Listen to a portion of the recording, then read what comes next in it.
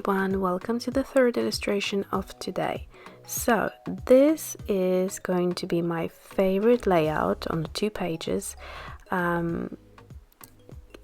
considering all of the illustrations I have done so far. This is July 19th and then tomorrow you'll see the July 20th. Now there is just something about this illustration that for me the drawing itself starts beautifully balanced. It's sort of smaller but it's compact and the whole thing sits so nicely in my opinion. And just how the leaves how they are facing the different directions and just the whole thing, and then also the color palette. I will decide to minimize the color palette going forward from this point and really just concentrating on using minimal colors, but the colors that I do end up using use it in such a way that it almost looks dimensional. You'll see what I mean in a minute. So to begin with, I'm just drawing these kind of interesting shapes of flowers, and they really do remind me of Japanese kimono embroidery. I mentioned this in the previous video if you haven't seen it. So there is something about this which I love so much, and I wish, well, I might do one day, just take watercolor paper and sort of repeat this illustration and frame it. Yeah, so I'm just creating these unusual botanical elements that I'm not sure. I think I've seen something similar, but it's not really whimsical and it's not really realistic, but something in between. And I'm adding a bit of doodling in the middle there. So again, they look like little cups, enclosed cups with a few simple lines and just to suggest a few petals, and that's it. Then I will add a few little pots to the side to balance the whole thing, and very, very easy, very simple, but I absolutely love it. So there I am. I am adding the little line, which I will this time actually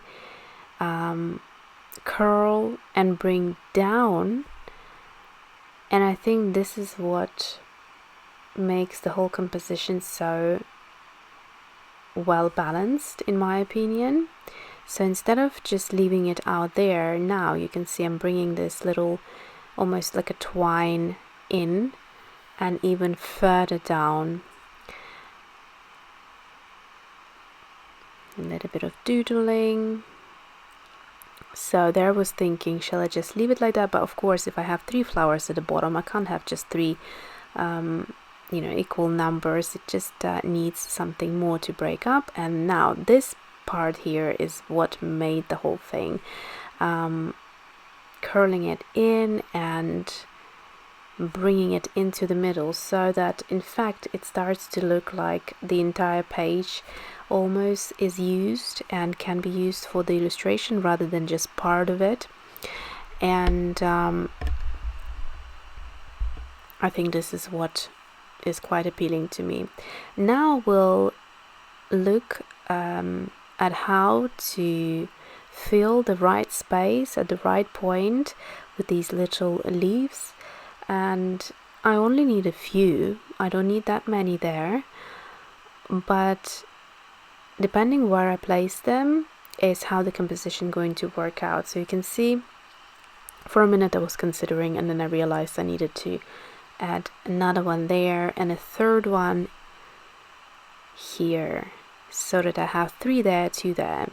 So just keeping in mind that breaking up numbers, breaking up shapes, and the direction where the leaves are pointing can really help with a balanced composition. So now I was thinking I am going to go back into Moonglow. I have used this color in the previous few illustrations and I really enjoyed it, so I wanted to go back into it and this time explore it with the gold, because I really have enjoyed Schmincke's gold, and to me I thought it would look lovely with that gold, and minimizing the palette so that I only have one green, one color for the flowers and the gold as an accent. So that literally is it. And how interesting is it when I minimized it to such a basic three colors, or such a small number of colors rather, is when I love it most. But of course the combination itself is what was a great starting point. So I think if it was a different illustration and those three colors, maybe I wouldn't have loved it as so much. The fact that I have gone for such a minimal color palette, as well as absolutely loving the composition, the two work together, and this is something I would take forward in my illustrations, where, you know, I kind of now have a better idea after doing very similar thing every day, and this is a good thing. This is why I'm doing this World Watercolour Month, is to just explore, and the more you do this, you know, just any type of illustration, basically, if you do them every day, you will improve, no matter what, because the more you work your muscle, the more it works. So that's the idea. And yeah, so having drawn so many different varieties, I now understand which ones are those that I find appealing and why. So firstly, you can see Moonglow, nothing much going on there, just a simple first layer of color, and then the QoR Green Gold. That's it. I'm going to swatch them over there, and also I will go over the flowers and some of those top parts of the pots with a more contrasting mix of color. So this is the Moonglow right here. I don't remember at which point I will do that, so I'm going into gold now by the looks of it.